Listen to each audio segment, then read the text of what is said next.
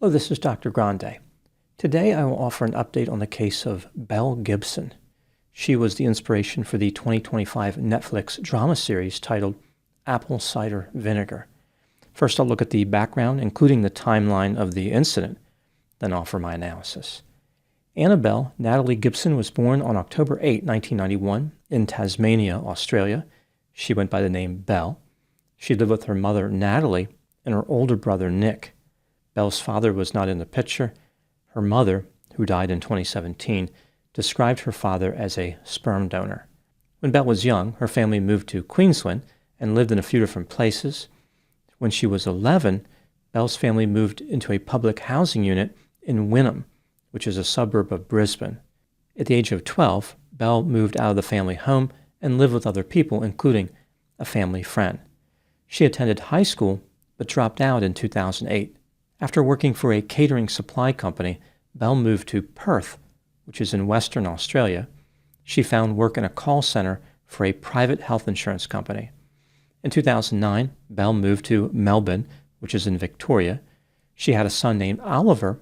In July 2010, his father was a tradesman from New South Wales. Prior to moving, Belle Gibson started making claims that she had been diagnosed with brain cancer and was terminally ill with only 4 months to live. She first realized that something was wrong when she experienced problems with her vision, memory, and walking. Not long after this, she suffered a stroke. While being treated for that, the brain cancer was discovered. Over time, Belle said that the brain cancer spread to other parts of her body, including her liver, uterus, spleen, kidneys, and blood. She indicated that she had multiple heart surgeries and even died 2 times on operating tables. Belle claimed that the origin of her sickness was a cervical cancer vaccine that she had received sometime earlier. Amazingly, Belle did not die as expected. She attributed this to discontinuing conventional treatments in favor of alternative treatments. She pursued a treatment protocol based on nutrition, love, and determination. Belle's story of survival didn't really attract much attention until she started posting on Instagram in early 2013. She described herself on the platform as a game changer with brain cancer and a food obsession. In August 2013, Belle launched a mobile recipe app called The Whole Pantry, which she promoted as the world's first health and wellness lifestyle app. The app had a collection of recipes and offered tips on positive thinking. Launching the app went along with Belle's cancer claim. The idea was that eating certain foods could eradicate cancer and other illnesses. Belle had joined the wellness industry, which was really taking off on social media during that time. The Whole Pantry app was very successful. During the same month it was released, it was downloaded over 200,000 times. In the fall of 2014, Belle published a tabletop cookbook to accompany the app. By early 2015, her business ventures had earned over $1 million. A central part of her message was encouraging social media followers to use alternative treatments based on pseudoscientific nonsense. For example, Belle promoted drinking raw milk, failing to get vaccinated, and using a discredited dietary-based cancer treatment called Gerson therapy. Her followers were given hope by Belle's unexpected and implausible medical miracle, and many embraced the alternative treatment strategies she promoted. Despite Belle reaching a high level of popularity, not everybody was convinced by her incredible tale. Parts of her story simply were not adding up. For example, she claimed to have many surgeries, but did not have any scars. Belle wasn't able to provide the names of physicians who had treated her, and she supplied different versions of her story. This wasn't the only area where Belle was attracting negative attention. She had made claims about donating hundreds of thousands of dollars to various charities in 2013 and 2014. In reality, she had only donated a small portion of what she claimed. For instance, in 2014, Belle said that the Whole Pantry had donated $300,000 to charities, but the actual number was closer to $7,000. Facing a substantial level of public scrutiny, including criticism on social media, Belle Gibson gave an interview to the Australian Women's Weekly in April 2015. During this interview, she admitted that she lied about having cancer. None of her claims were true. She fabricated everything. Belle blamed her mother claiming that she had neglected her from a young age. This somehow led to Belle becoming a liar. In June 2015, Belle gave another interview, this time to 60 Minutes Australia.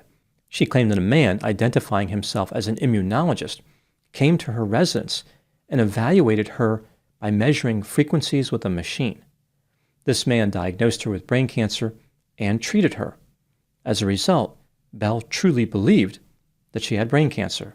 She wasn't lying, rather she was the victim of this man's deception. At another time, Belle claimed that the man's name was Mark Johns, but there is no evidence this man ever existed. Belle maintained that there was no reason for her to lie, and it's not something she wanted to do. She denied being a pathological liar and denied having factitious disorder. In 2016, the government of Australia initiated legal action against Belle based on her false claims. In 2017, she was fined $410,000 for misleading and deceptive behavior. It's worth noting that this was not a criminal matter. Rather, this was a civil case judgment. Belle has never been convicted of a crime. The judge said Ms. Gibson had no reasonable basis to believe that she had cancer from the time she began making these claims in public to promote the Whole Pantry book and the apps in mid-2013. The judge did not believe there was enough evidence to prove that Belle was not acting out of a delusion. So the judge was saying that Belle may have been delusional. Belle never paid the $410,000 fine. In January 2020, the police in Victoria searched Belle's home in Melbourne to seize items to help her pay the fine. Her residence was raided again in May 2021. By this time, with penalties and interest, Belle owed over $500,000. In November 2023, Belle's longtime partner, Clive Rothwell, separated from her. At the time I'm making this video, presumably, Belle continues to raise her son in Melbourne, but she has maintained a low profile. Either way, Belle is still liable for the fine and has yet to make a single payment. Now moving to my analysis. Here are my thoughts on a few areas that stood out to me in this case. Item number 1. When Belle Gibson was young, she was described as conscientious, high-achieving, attentive, cooperative, friendly, and well-mannered. She had an interest in becoming an actress. Eventually, Belle tried to dazzle classmates with stories of major health problems. They realized she was lying because her stories would frequently change. They would laugh at her and refer to her as a compulsive liar. When Belle started posting similar claims on social media, the response was much different. She became extremely popular on Instagram. It's curious how when she tried to trick people who could see her in person and evaluate her over the long run, her tactics failed. But when she posted on social media, most people believed her. Item number 2. The story of Belle Gibson has attracted a lot of attention recently due to the 6-part series on Netflix titled Apple Cider Vinegar. This is a fictionalized account which was based on a 2017 book titled The Woman Who Fooled the World, the true story of fake wellness guru Belle Gibson. In the series, some of the events from Belle's life were represented correctly. For example, faking a seizure at her son's birthday party, crashing a funeral, and posting online about fabricated illnesses. Other elements from Apple Cider Vinegar were fictional. For example, the cancer patient Lucy was an amalgamation of several people. Item number 3. As I talked about in my original video on this case, many people suspect that Belle Gibson has factitious disorder or is a pathological liar. She has denied having either condition. There is no way to know what's going on with Belle as far as her mental health. However, it is unusual for someone with factitious disorder to be motivated by money. It may be that Belle simply perpetrated a fraud because she wanted financial gain. Perhaps it is as simple as that. This brings me to item number 4. What do I think happened in this case? This is just a theory, my opinion.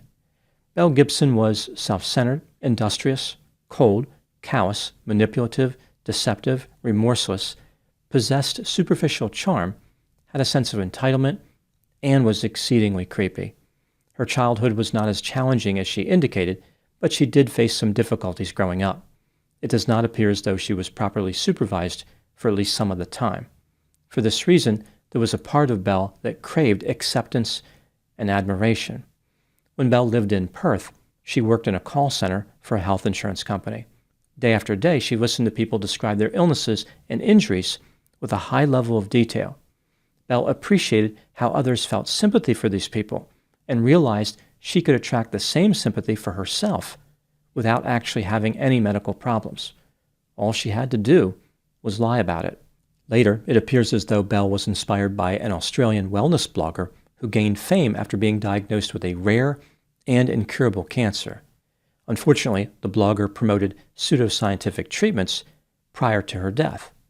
Belle didn't really know this blogger, although when she died, Belle attended her funeral and caused a scene. Belle looked at the wellness blogger situation and realized she could become a more successful version. The blogger story gave her a template for her own life, but with a different ending. The blogger obviously did not succeed in curing her own illness. However, Belle was willing to fake an illness. Therefore, she would be able to succeed. Belle could become what the blogger had hoped to become, a person who proved the effectiveness of alternative treatments through her own survival. Belle fabricated a false backstory to launch her new career. She was diagnosed with brain cancer. Physicians brushed her aside and did not offer her any hope. She rejected conventional medicine in favor of alternative treatments. Amazingly, these treatments completely eradicated her cancer, even the cancer that spread to other organs. Using the hook of this fake illness, Belle posted her story on Instagram, and it connected with a lot of people. She attracted an overwhelming amount of positive attention, in part because people did not question her story. Fans claimed to have immediately formed a connection with Belle, which was not supported by the level of contact. They were deeply touched by her. Belle was the most inspirational person they had ever encountered. Fans gazed upon her with awe and wonder. This connects back to the superficial charm I mentioned. At this point in the story, Belle relied on another one of her traits, industriousness.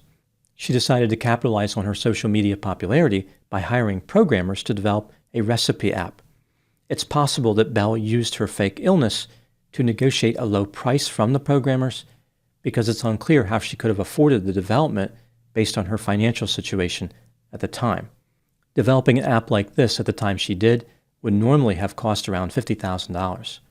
When the app was launched, it was greeted with enthusiasm by the public, and Belle was on her way to fame and fortune. Once again, we see this theme where nobody questioned her story. She was able to attract a book publisher who did not bother to investigate the veracity of her claims. Belle told her publisher that her fans on social media loved her because she was so raw and authentic. There was not enough honesty out there, and she was sharing her deeply personal story. That's how Belle viewed herself, an influencer who was distributing honesty to the public. Of all things, honesty was at the core of her success. She had a gift for distributing something that was out of stock. The publisher unwisely went forward with the book, which only brought Belle more positive attention. It reinforced this idea that she must be telling the truth. Why else would a major book publisher do business with her? Belle had achieved her goal. She was successful and famous. There was one problem, and interestingly, it wasn't the fabricated illness part, at least not initially. Many people suspected that Belle never had cancer, but she found herself in trouble due to the treatment of charities. She used the names of charities to promote her business, but did not donate all the money that she had promised. This led to her being fined. As all this was going on, people learned that Belle had fake cancer, which led to intense criticism. Belle had irrevocably damaged her career as a wellness influencer. I think Belle had so much success initially because she exploited a group of vulnerable people, individuals who needed to believe Belle's message about the value of alternative treatments. Belle didn't have any type of special talent or skill, yet people lined up to throw money at her. She was in the business of selling nonsense to people who were simply looking for proof that the nonsense was somehow true. Buying honesty from Belle Gibson is like buying humility lessons from the Kardashians. It is difficult for people to sell what they do not possess. Those are my thoughts on the case of Belle Gibson. Thank you so much for watching. I'll talk to you soon.